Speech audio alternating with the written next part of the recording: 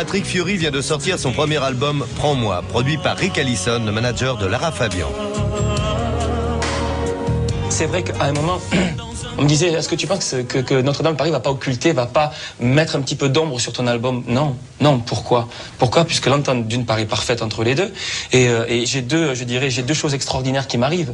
Le rôle de Phébus, Belle, déchirer toutes ces chansons-là, et mon album Prends-moi, c'est génial, merci mon Dieu, quoi. Ah, je suis heureux, hein. Je suis heureux.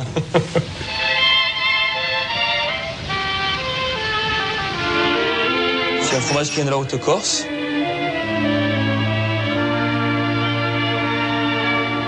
Bah, du capito, c'est mica, c'est fou. C'est bon, Lolo, je suis à la maison. Je suis à la maison en direct. C'est la téléportation, ça, Laurent. C'est la téléportation. Quand tu reverras ton village, quand tu reverras ton clocher. Une vieille ruelle tout près de la citadelle d'Ajaccio. C'est bon. C'est Tino Rossi.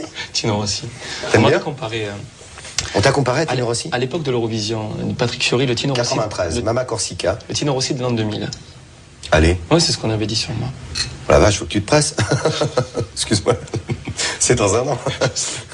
Mais c'était en 93. Oh là là là. On m'avait dit ça. Quel sentiment par rapport à ce titre, par rapport à cette expérience? Tu te sens avancé à ce moment-là, le fait d'avoir été sélectionné pour l'Euro? C'est énorme, c'est énorme. Moi, je suis à Cargèse, je suis au village et on m'appelle et on me dit Patrick, c'était un monsieur qui s'appelle Denis Goise qui s'occupait de François Valéry à l'époque, qui me dit Patrick, il faut absolument que tu viennes à Paris. Je dis mais pourquoi? Il me dit écoute, il y a un truc énorme qui se présente là, il faut absolument que tu viennes, quoi. Et je dis bon mais ok, comme je lui faisais confiance, j'ai pris l'avion le lendemain matin. Je suis arrivé à Paris, on est parti chez François Valéry. François me fait écouter Mama Corsica et il ne me dit rien, rien du tout.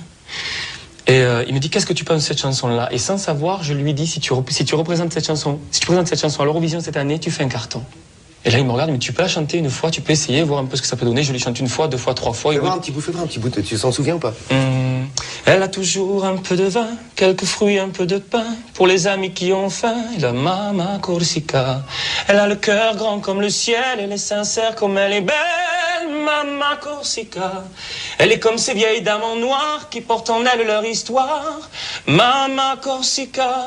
Il paraît même que le bon Dieu, il en était fou amoureux en la dessinant de ses doigts. Mama Corsica. Au nom de l'amour ce soir, c'est toi la paire d'amitié. Mama Corsica.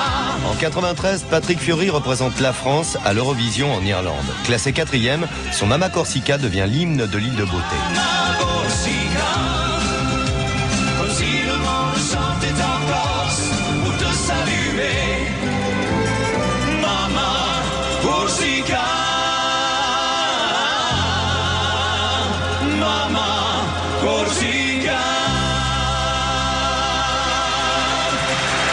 Oh, the best reception so far. One of the strong songs, Mama Corsica from France, Patrick Fiori. Alors, Mama Corsica va fonctionner un petit peu partout, Patrick, et tu deviens de notoriété chez toi en Corse? C'est une vedette. Grand moment, arrivé au village, il y avait plus de 50 personnes de chaque côté avec les fusils qui ont tiré quand je suis arrivé. C'est une coutume hein, là-bas, pour le jour de l'an, pour Noël. On tire au fusil. Et ce que je peux vous dire, il y a un truc extraordinaire, parce que ça, je pense que personne ne le sait. Quand je suis passé à la télévision, il y a la moitié des villages de Corse, la moitié des églises ont sonné les cloches.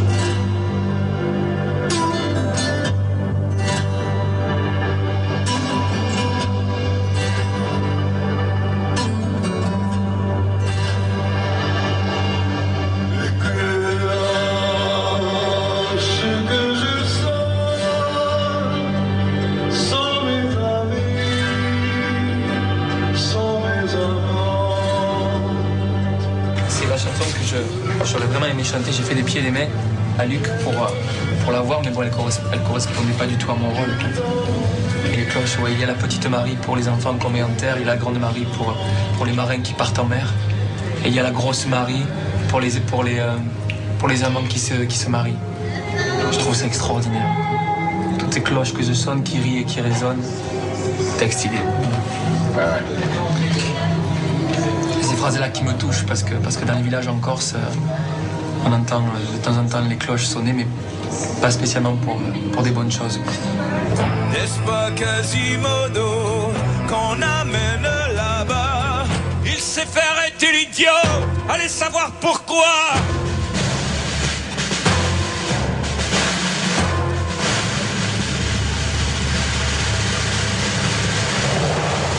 Une boîte borne violeur, sonneur de cloche de malheur. Priez pour lui, pauvre pécheur, ayez pitié de lui, Seigneur. Je suis bossu, sonneur de cloche de Notre-Dame. Je suis Garou, chanteur de Rhythm and Blues. Esmeralda me rend fou. Je suis Quasimodo, le pape des fous.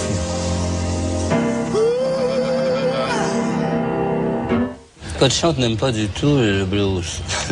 Mais quand je Et lui ai Garou dit, chante comme lui, il a quand le j'ai même dit timbre. je vais te faire entendre un chanteur de blues, il m'a dit ah non, les chanteurs de blues pour moi ne sont pas des chanteurs, les chanteurs de blues ne peuvent pas chanter ma musique. Ouais. Mais j'ai dit écoute-le parce que le timbre était tellement extraordinaire déjà et cette voix rauque et je l'ai amené auditionner et ça a été le coup de foudre immédiat de la part de Coachante. Pierre Garand, surnommé Garou depuis son enfance, est la révélation de l'année au Québec grâce à son rôle de Quasimodo.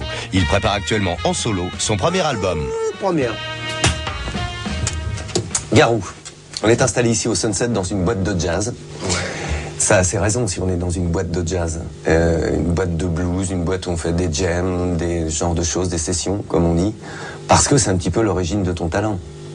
En fait, avant d'habiter les tours de Notre-Dame, j'habitais plus des endroits comme ça. Tu vois, je me sens à la maison ici. Ça, c'est Parce ton que univers. Hein. C'était vraiment mon univers parce que j'ai eu un groupe de swing de 5 musiciens. J'ai eu The Untouchables, groupe avec 7 musiciens, les cuivres et tout, trompette, trombone, saxo. Et ça a été mon école. When I was coming over, baby, a whole lot of shaking going on. When I was coming over, baby, we got chicks sitting in the bottom, going over, whole lot of shaking going on. Et le reste, tu connais. When I was shaking, baby, shaking. When I was shaking, baby, shaking. Come on, shaking, baby, shaking. When I was shaking, baby, shaking. When I was coming over, baby, whole lot of shaking going on. Comment tu t'es retrouvé à interpréter le rôle de Quasimodo dans Notre-Dame? C'est le rôle principal avec Esmeralda. C'est très important, tu vois. Heureusement, dans la comédie musicale, tous les rôles sont très importants. Ouais. Ils ont chacun leur place. Mais le rôle le plus beau à jouer, je crois, émotionnellement, le plus difficile aussi, c'était Quasimodo. Et un jour, j'ai demandé à Luc Plamondon s'il avait fait d'autres castings de Quasimodo, s'ils avaient demandé à certaines personnes qui avaient dit non. Parce que je me disais, comment tu peux dire non à un si beau personnage, tu sais. Vous ne vous moquerez plus quand vous verrez dans la rue Quasimodo le bossu. Ils m'ont vu, le pape des fous. C'est aujourd'hui le jour de la fête des rois. Et pour un jour, cela me donne tous les droits. Mais m'aimeras-tu? Je savais, tu vois. Je les ai jamais joués. On est toujours arrivé, on est arrivé ici pour les répétitions et boum boum, ça n'a jamais arrêté. Luc, t'avais vu où et comment? Je jouais tous les étés au bord d'un lac dans une boîte qui s'appelait le Liquor Store. Puis Luc m'avait vu là. Il est venu me voir, je crois qu'il avait entendu parler de moi, qu'il fallait qu'il vienne me voir. Et après la soirée, il m'a approché, il m'a dit je pense à toi pour ma nouvelle comédie musicale. Puis, mais il m'a pas dit que c'était Notre-Dame de Paris, il m'a pas dit que c'était pour Quasimodo non plus. Donc je suis arrivé là devant un piano avec Richard. Et il a commencé à me jouer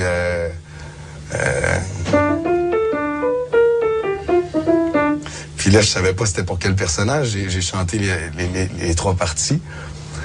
Puis après, ils m'ont regardé et tout de suite, ils ont mis une feuille Quasimodo. Dieu que le monde est injuste. Donc, il a commencé à me jouer la chanson. Puis tout de suite après, je l'ai rechanté.